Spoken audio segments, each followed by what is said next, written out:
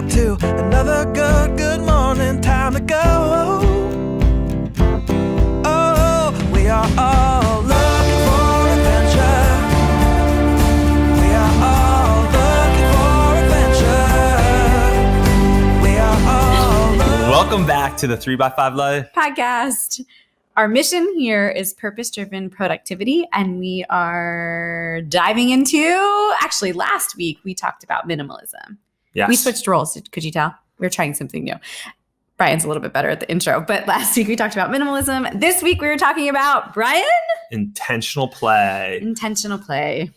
Also known as dates. So intentional play, but we call it play, not dates, even though we're going to be calling it dates a little bit today, but that's what we call it internally at our house.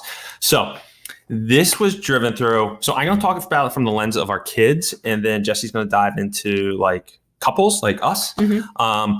So I read a book, I don't know, 3 years ago, maybe, that's called The Family Board Meetings. Awesome book. I'm in a mastermind group where actually the author is in that mastermind group. And basically the concept of it is we all do, if you're a parent, and this is for you parents out there, we all try to have these dates with our kids, and they're just kind of sporadic, and we are like, okay, what can I do? Some one-on-one time. Maybe I'll just go kick the soccer ball for 30 minutes. And in this book, he really breaks down, okay, let's be super intentional. He says, have a date with your kid once a quarter. I know that sounds very corporate, but there's some reason behind that. Have it be like a whole afternoon or a whole morning. So like a solid like 4 hours.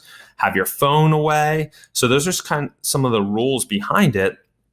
But what's interesting is kind of the cadence of every quarter is it builds anticipation in the dreaming for your kid or your son, daughter to know it's coming. So you have, a date, and then like for the next, 3 months, you're kind of like, all right, what should we do next? And you put a date on the calendar and they know it's coming up.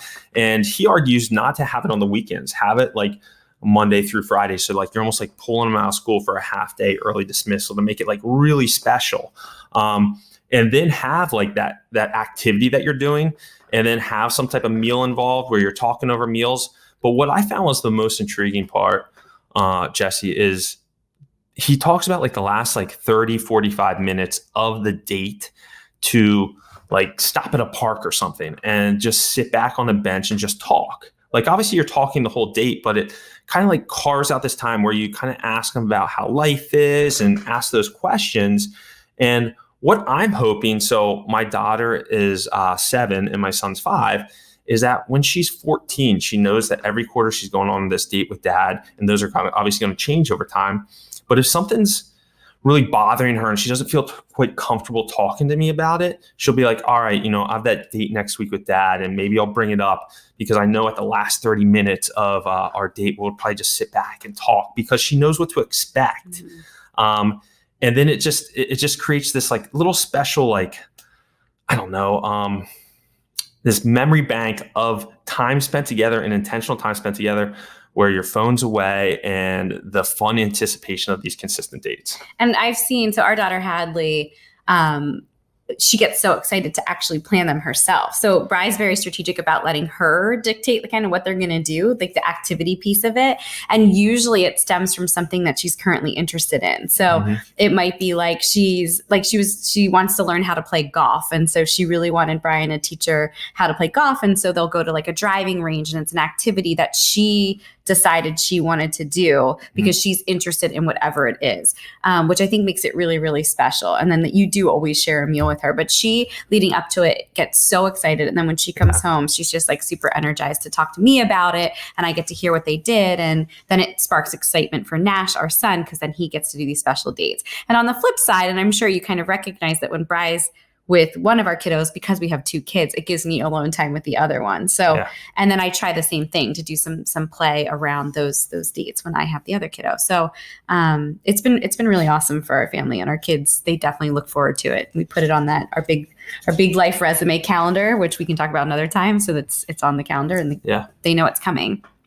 Do you want me to jump to relationships? Yeah, for sure. So did we start this before kids or after kids? I can't remember. I think it was after kids. It was after kids. Okay. So we started doing monthly dates. It probably was right after Hadley. It was a while that we were doing it. And the thing about these dates, we started to recognize that most of our dates were at night, and we would just go out to dinner, which was awesome. We'd go out to dinner, but we'd sit across from the dinner table from each other and most of the time talk about the kids. Yes.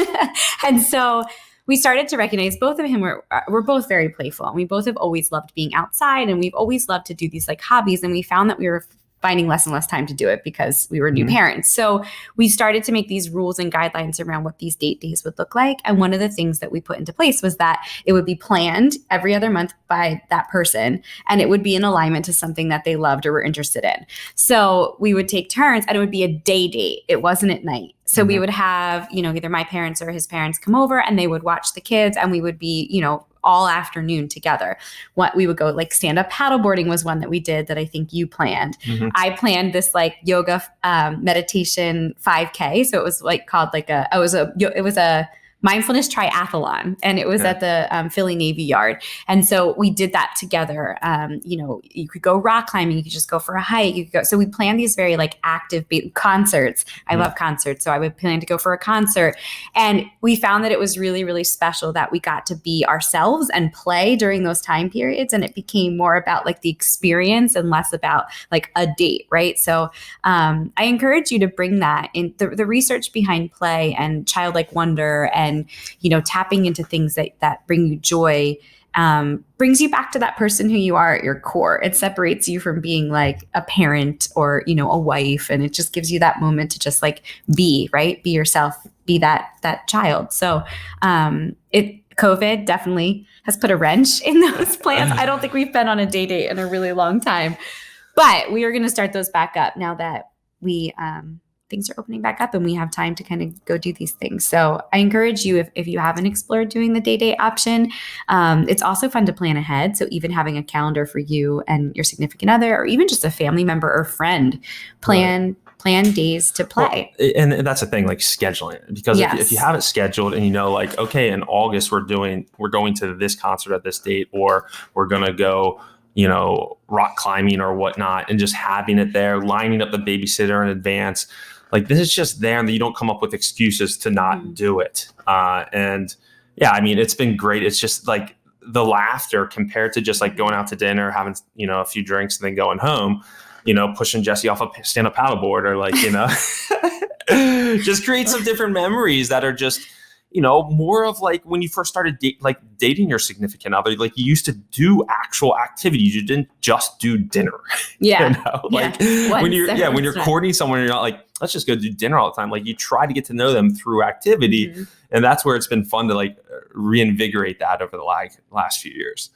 So yeah, highly recommend. Yeah. So again, the beginning of this podcast, family board meeting, I highly recommend that book to kind of get the cadence of those quarterly dates with your kids, and it should really light them up. And then add in play to your dates with your significant other. So until next week, I hope you enjoyed this episode. And if you do go on a date with either anybody, a play date with anybody, and you want to share it in the Facebook community, we would love to get ideas. Maybe that can be something super fun where you share the ideas of what you are doing so that we can borrow and learn from each other. Yeah. Awesome. All right. Take care. Have a good week. Hello world, wake me up to another good